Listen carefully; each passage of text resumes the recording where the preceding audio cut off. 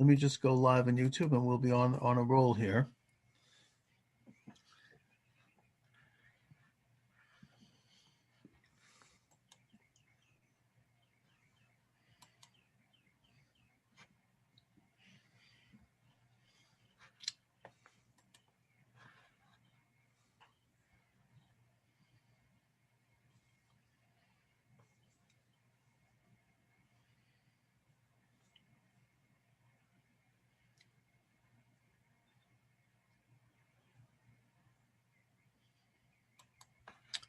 All right, and my guest is Troy Anderson, Charles Moscowitz, Monday through Friday, 12 noon to 1 p.m. Eastern Standard Time as I do this thing live. The book is The Military Guide to Armageddon, Battle-Tested Strategies to Prepare Your Life and Soul for the End Times. Troy, thanks for joining me. Hey, Charles, it's great to be back on your show. So we were talking last time about this great reset that I think seems to be the policy of the new regime. It is being, I would argue, obviously implemented on a national and a global level. And I think this is something that pertains to your view of Armageddon, and then we could talk about strategies, things that we can do as citizens to counter this trend. But if you don't mind, could you give us a thumbnail on the Great Reset and where that stands? Yes. So, last summer, Klaus Schwab, the founder of the World Economic Forum, announced the Great Reset of Capitalism. And, later on, Time Magazine had the Great Reset on the cover of its magazine. Prince Charles spoke favorably about this, as did, many world leaders. And as you dig deeper into this, there's articles out there that you can read about and different things. And there's actually a book out there called The Great Reset by Mr. Schwab. Right. And essentially what the critics are saying and what I believe is happening here is this is what used to be called sort of the push for this new world system, the one world order, all those kind of things. And Sure. this looks like a precursor of that, sort of global socialism, that kind of thing. And it comes with, it's very closely connected to the United Nations Agenda 2030, which is, openly detailed on their website. All these things are openly detailed on different websites. And so, we were in this book called The Military Guide to Armageddon. It just became a #1 bestseller. It came out January 5th. And in there, we talk about that the Bible, predicts that in the last days, there would be this one world system that would emerge for the first time in history to actually have a global government. And so it appears from all the research I've done over the last decade that this Great Reset is just sort of a rebranded version of this. And this is potentially a precursor to this global system that the Bible talks about. Oh, it's very apocalyptic, and it's a repackaging of the same old utopian, socialistic, Nazi, communist, whatever you want to call it, movement that basically negates God as the creator of the universe. It negates the concept, which is a progressive concept, of national sovereignty, which where individuals have a degree of control over our own lives and destinies, and it totally replaces moral and ethical understandings with those of an elite which hold themselves up almost spiritually, almost occultically, as holding some mystical knowledge that the rest of us don't have. So what we're looking at then is just a repackaging of the same old international conspiracy. And I use that word in the broad sense. I don't know if it's a bunch of people sitting around a smoke-filled room and cooking it up. It's what Whittaker Chambers described in Witness, a conspiracy of gentlemen. Of course, in this day and age, it's women as well, who are they think alike. They're in high positions of influence in government, in business, even in religion and in culture. And they do believe that things like the nation state and individual rights, that these things are anachronisms, they're superstitions, they're old-fashioned, and they have to be replaced by some fuzzy idea of this new order, this new enlightenment. And they are now calling this the Great Reset. So, Troy, you have identified this quite well in your book. And you also have their prescriptions with regard to what we can do, trying to preserve our natural rights, our independence in this scenario. What can we do? Yeah, so something that some people may not understand, and you just touched on it, is that this is essentially a new world religion that's being proposed here. So the socialism, the progressivism, even the communism is essentially a replacement for the Judeo-Christian system that we found in the Bible. And so in which the state provides everything. So that's why this is sort of a utopian system where they're promising to provide for everybody's needs if you just like give up your religious freedoms, give up your other freedoms that are detailed in our Constitution and the Bill of Rights, and then supposedly they're going to take care of us. But that's as we've seen in history, it's a very dangerous compromise to make. As we saw in Nazi Germany, we saw in communist Russia, communist China, all around the world. This has always been a disaster and a massive bloodbath.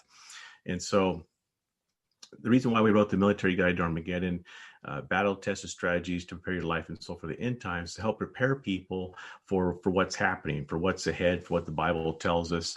And so in this book, we lay out different strategies, but mostly spiritual strategies, and how to, learn how to walk in the supernatural power of the Holy Spirit, draw closer to God, learn different spiritual growth disciplines, like prayer and Bible reading and fellowship and things like this.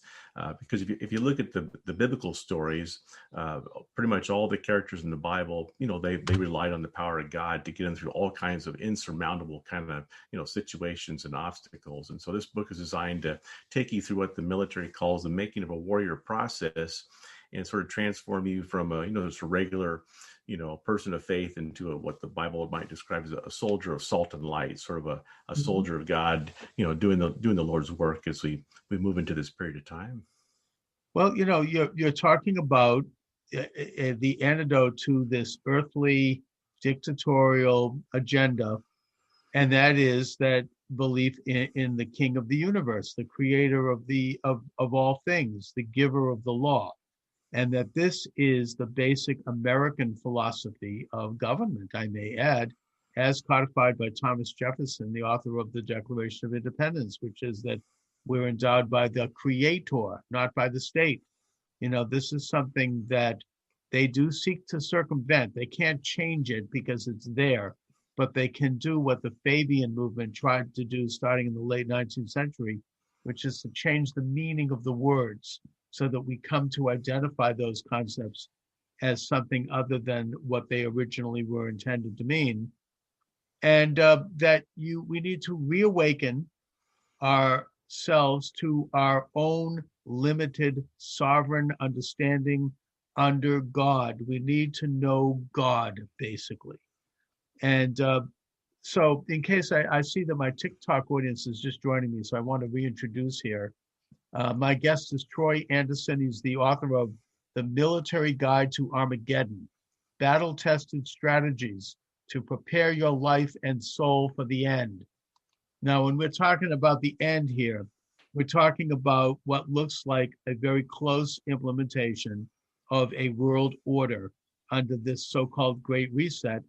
And that is the very definition as described by St. John in the book of Revelations with regard to what is going to happen in the end times. Now, Troy, as sort of a both a believer and as a practical thinker, I am wondering, what can we do to stop this from happening? What can we do to at least slow it down by maybe a couple of centuries or even a millennia? Well, yeah. I mean, I fully believe that ultimately, I believe God has placed the decision in our hands as to what's going to unfold here. The Bible says only the Father knows the day and hour when all these things will happen. And there's been many people over history, I mean, maybe perhaps hundreds that believe that, the book of Revelation, all these things were happening and they were wrong.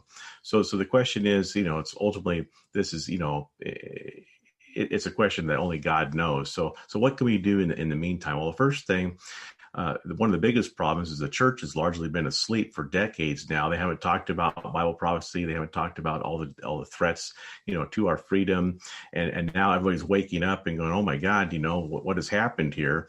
And so it's way past time to get involved. If you've never been involved in politics before, you've never been active in your community.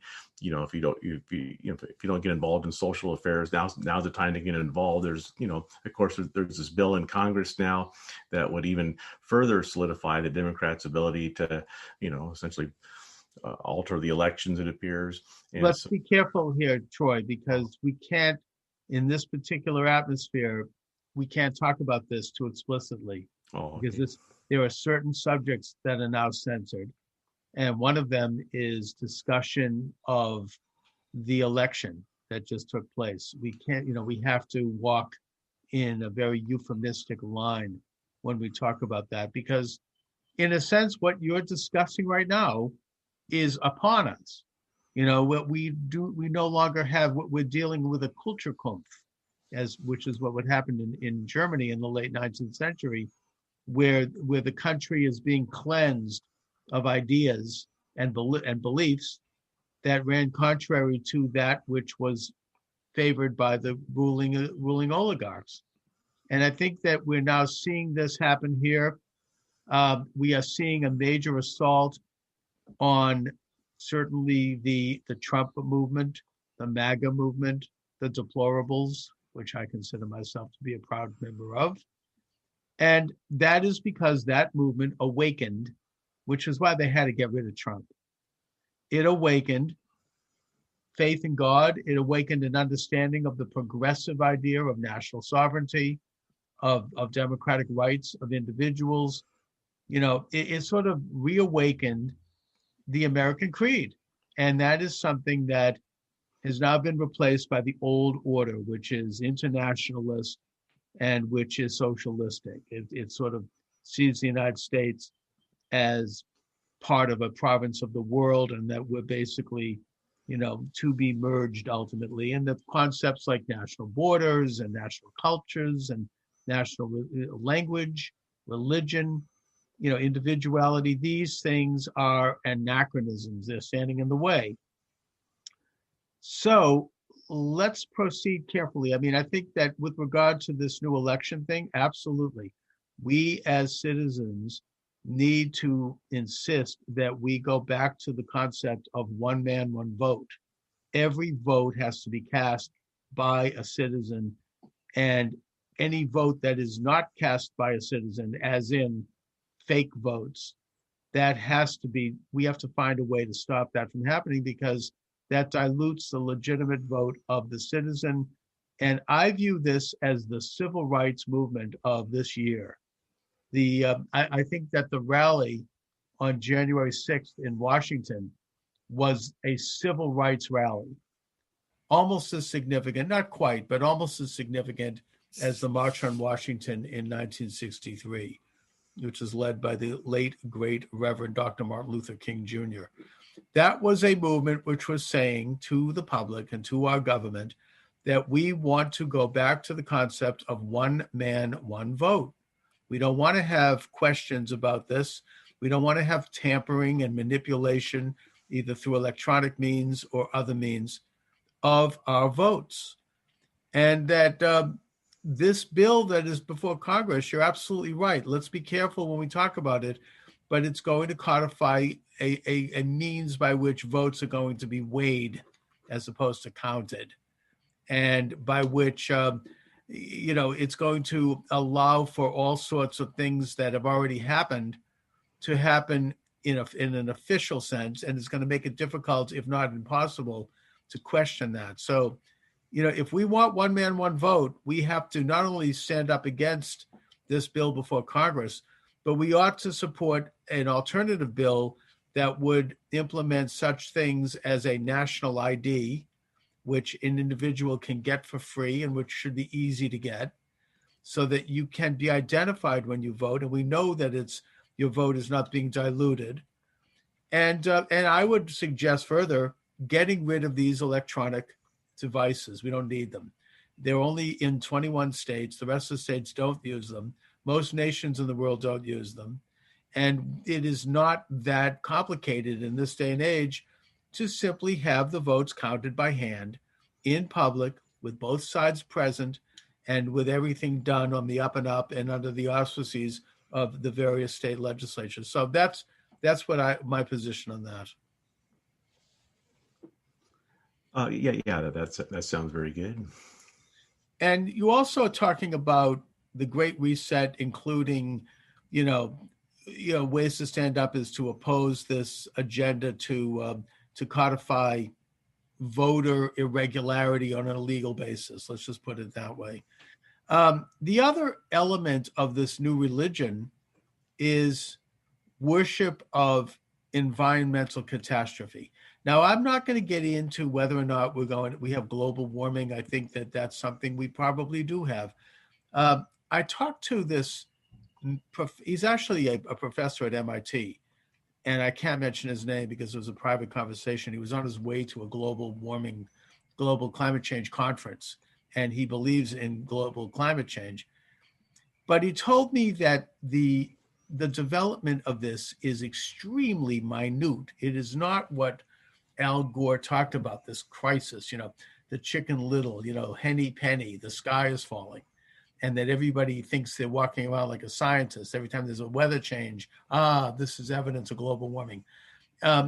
It's not that. It's something that is extremely minute. We are having it, but it's very slow. And the response doesn't have to be this, excuse to have almost a state of emergency. It is more an issue of developing better technologies and, that help clean the air and clean the water. And that's something that can be done.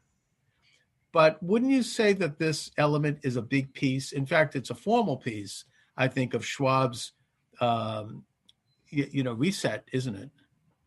Oh yeah, this is one of the key things that they're mainly concerned about is climate change, and it's being sort of used as like you said. I mean, if you analyze the data, of course, there's a lot of conflicting reports. It does appear there's a certain amount of this going on, and just logically, it's probably somewhat connected to the pollution of the environment. But just like any kind of crisis, the elite will blow it out of proportion in order to accomplish their ultimate, purposes. And so I think that's what we're seeing here. So if you read like the UN's Agenda 2030, you read the Great Reset of Capitalism articles, it talks about the need to address the climate crisis, and we hear all kinds of world leaders talking about this. So this is a big part of it. Right. And I think it also ties in with, in an informal sense, the new religion, which is sort of a neo-Gnostic idea that the earth is God, and that, the Sophia concept, and that, that somehow, it's pantheistic, and that the earth has almost a spirit itself, as opposed to that God is the spirit and God gives a limited spirit to individuals. And that it involves worship of like pristine nature, as if there's such a thing. I mean, without, that man is a corrupting element on the earth, that we're despoiling the earth just by existing. And that there is a certain, element of this sort of thing in theosophy, which is the religion of the UN. We talked about the UN earlier. And that it's something that tends to be followed by the very, very high elite types that, they reject the idea that man is created in the image of God. It's more that the earth, everything is absolutely de facto equal. We're no different than the amoeba. Everything has to be, and we need to get rid of differences. This is part of what, and I don't want to talk about this either, because again, YouTube will ban me. But it's part of the trans agenda. Let's just put it that way, that there is no difference between the sexes, and that, everything can be whatever you want it to be. And the ultimate goal is to have everything be the same somehow. Kind of a homogenization of your brain, basically.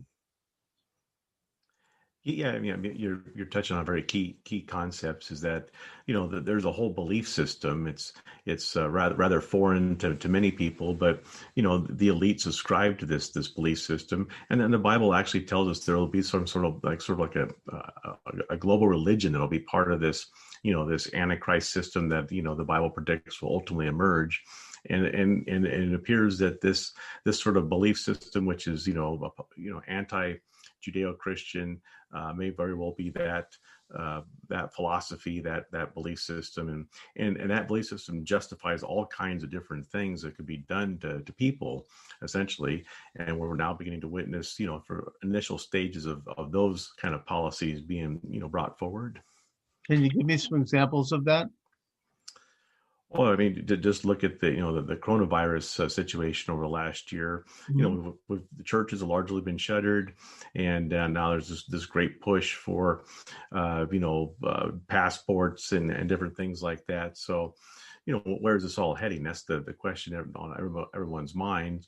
And of course, the Bible talks about the mark of the beast, and you can't buy or sell unless you have this, whatever this mark is. And so, people are questioning, are we moving into that kind of ultimate system? For the first time in history, we have all the technologies in place where you could actually have this kind of system. You have the surveillance state, you have microchip implants, you have artificial intelligence, computerized banking, pretty much everything that would be needed to implement some kind of system where some central authority can control whether you work, earn money, can't earn money, go to the grocery store, that kind of thing. So we're witnessing maybe what might be the precursors to that kind of deal. Right, the mark of the beast. You'll have to have like a certain card even implanted into your body that will allow you to get food. I mean, I know that sounds like far-fetched, but at the same time, let's take a look at everything that's happened this last year and ask ourselves what's far-fetched.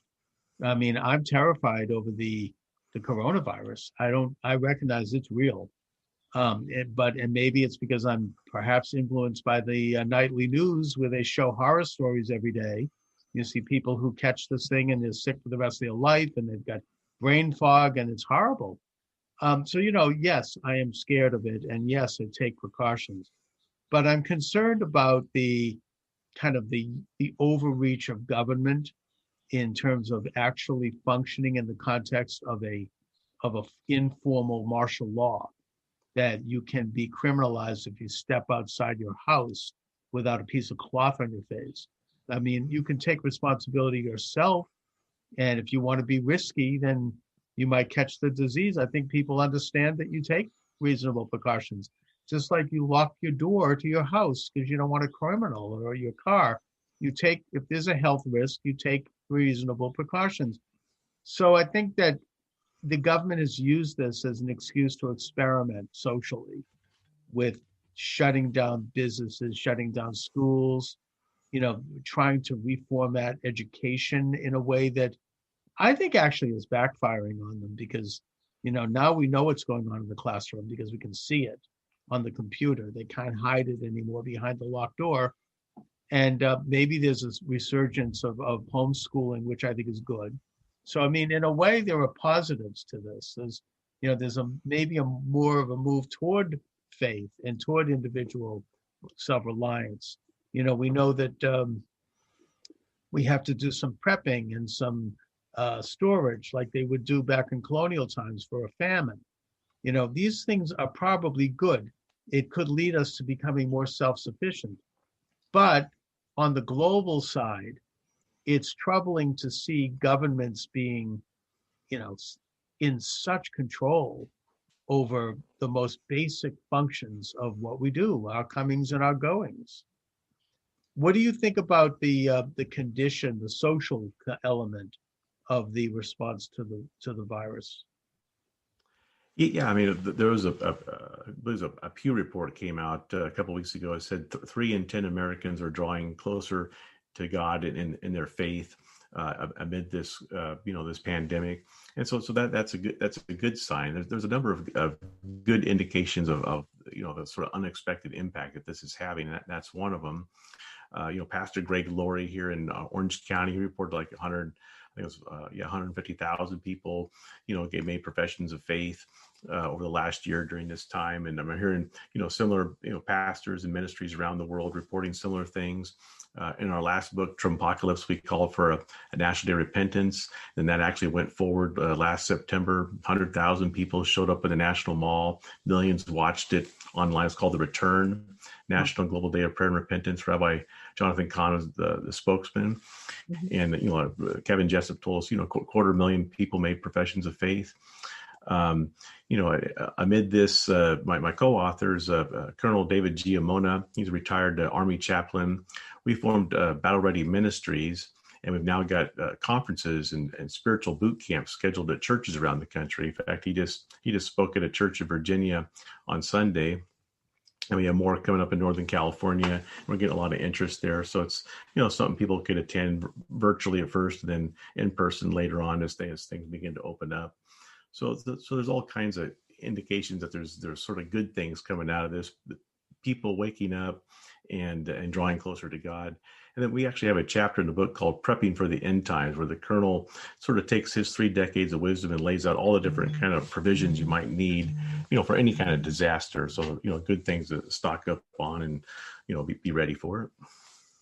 The one, I suppose, maybe slightly dark note in terms of faith is that many of our churches, and I've done some programs on this, they've been co-opted by the very same people that we're talking about, these international or minded elites, with things like so-called social justice and other concepts which have been used in a Fabian way to replace ideas like sin and ideas like good and evil and ideas like revelation, that, there is this kind of like creeping element in our churches and in our synagogues and mosques and other places of worship.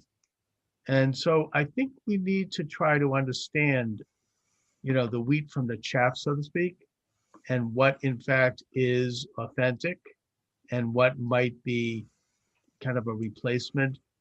Julian Huxley was the founder of UNESCO. He was the brother of Aldous Huxley, and he was the grandson of H.R. Huxley, who was the main promoter of Darwin. And he wanted, after World War II, to come up with a new eugenics, because obviously eugenics had a bad, a stench to it because of Adolf Hitler, and rightfully, of course. And so he came up with the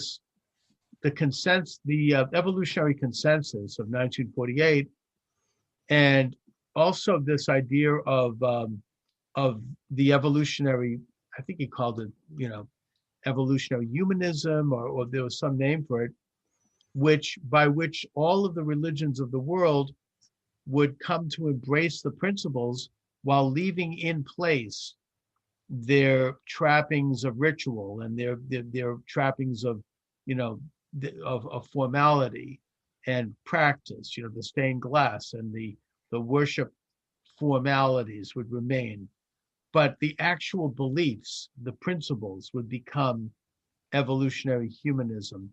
And in that way, stealthily and subversively, there would be implemented this new world religion.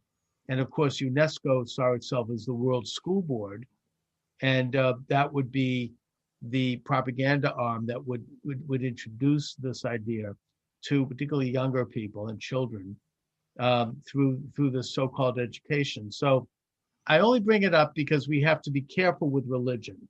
I don't know if you can't totally trust, your minister and your priest and your rabbi, because they might be informally, not necessarily consciously, but informally a part of this humanistic movement.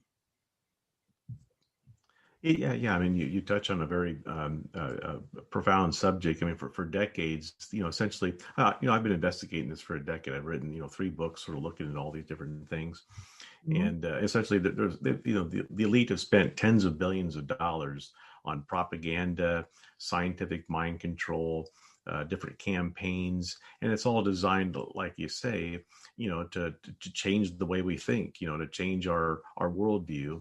And as polls now show, many of the young people, 50% or maybe up to 70%, have sort of a socialistic worldview. Many of them, because they've been taught in schools, now view themselves as global citizens instead of citizens of their own nations.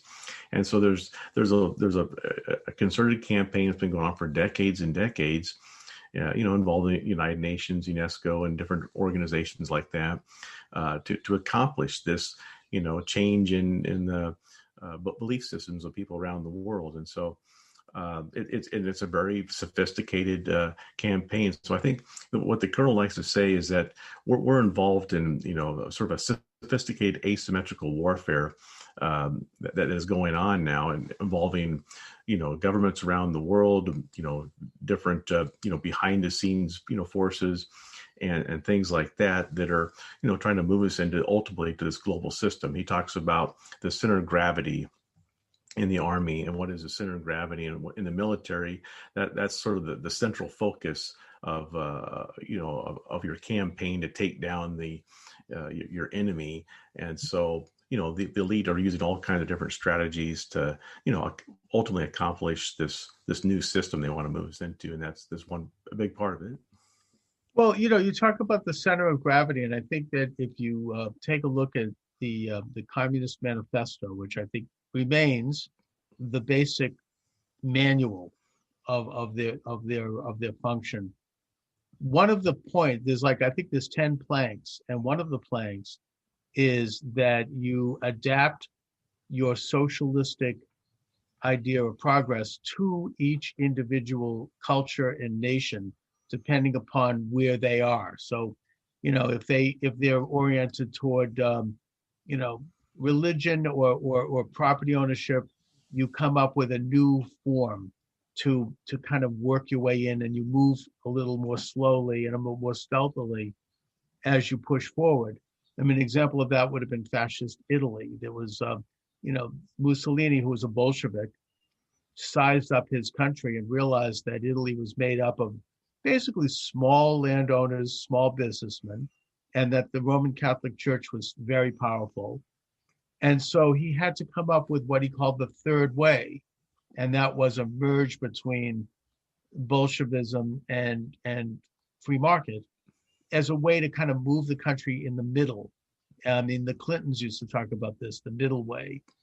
And I think that in this country, the way they're going after us and the way they're dividing us and creating a new dialectic is through race. I think they see that as our Achilles heel, our weakness, that we have a path. First of all, we are multiracial, unlike most of Europe and Asia and Africa, for that matter, unlike most countries. So naturally, we have racial tensions. I mean, that's just it's a bad side of human nature. People are tribal, and there's a lot of reasons for that. And it's certainly something that should be, reduced over time, but by, I think, policies that help individual success. But they see this as our weakness, even though real racism has receded in this country, particularly since after World War II and then the 1960s with the Civil Rights Movement. So they seem to be reviving it, and they seem to be implementing it as an educational program. Now children are taught that it's evil to be, white, and whatever that means. And that, and there's this whole race education that I think is going to actually create racism. What say you with regard to how we counter this? One of my ancestors is Friedrich von Schiller. He's the poet and playwright that wrote Ode to Joy, that Beethoven set the music in the Ninth Symphony, and wrote some famous plays, including William Tell. Mm-hmm. And he'd already died in the early 1800s, but Abraham Lincoln was inspired by William Tell. It's about the fight for freedom, battle against tyranny, about the Swiss hero who shoots the arrow through an apple atop his son's head, and then he ends up killing the tyrant that made him do it. And so it was a play that was widely performed throughout America in the 1800s. And so Lincoln often quoted Schiller in his campaign for presidency. And many of the advocates for the anti-slavery advocates, quoted Schiller. In fact, Frederick Douglass called him the poet of freedom, and he was a African-American slave activist, former slave activist. Yeah. And so, many people may be unaware today, but President Abraham Lincoln was a Republican. Yeah. And it was the Republicans a century and a half ago that, so there was actually 250,000 Germans that fought on Lincoln's side, including several generals, including one of my ancestors, Schiller's grandson. And they helped, win the Civil War and free the slaves. And so, conservatives have a history of being champions of, against slavery and against racism. So today we see this phenomena of, using race to pit us against each other, to try to, flare up these, like you said, the tribal, instincts and that kind of thing.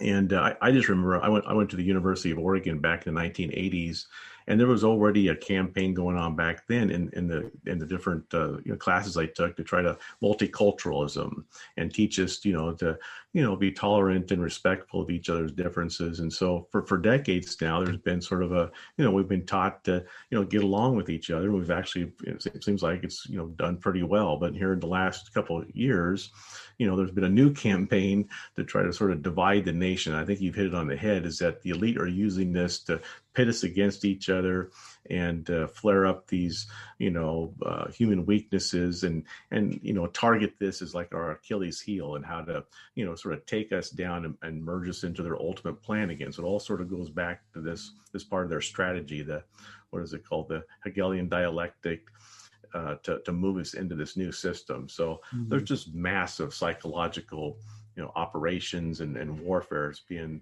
used against us, via the media and all these different things to accomplish their purposes. And this is another big part of it. Yeah, and I think that they've decided that the best way to weaken the United States and the best way to dilute our independence is by fanning the flames of race conflict.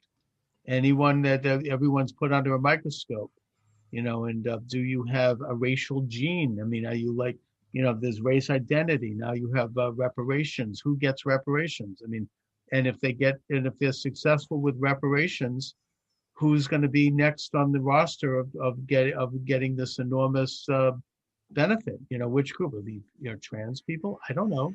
I mean, the point is that it's a move to create more division and in extreme division, and also to create a society that does not actually reward production and creation, but you get rewarded for things that you really don't have any control over. So anyways, Troy, we're talking about your book here, which is available in all major bookstores, The Military Guide to Armageddon, Battle-Tested Strategies to Prepare Your Life and Soul for the End Times. We've talked about the Great Reset, which is the end time scenario that is now being implemented, especially since this new regime has been installed. And I guess that just to kind of like put a cap on it all, what can we take away in terms of standing up to this as individuals, regardless of if you're liberal or conservative, that doesn't matter. What can we do? I mean, one thing I'm suggesting is that we run for local offices, whether it be city council, school committee, local state rep, local state senator. I mean, I did it years ago. It is a great civic exercise. You can win. You can get a few ideas in place. We've learned from this last election how powerful the state legislators actually are, but they have forgotten this under the Constitution. They need to reassert their sovereignty and their representative role in terms of regulating things like elections and so many other things. So you can get involved. It's a civic duty, and it's great. It's a fantastic and rewarding experience. So I urge people to do it. Anyway, what say you, Troy? Oh yeah. That's a great encouragement for people.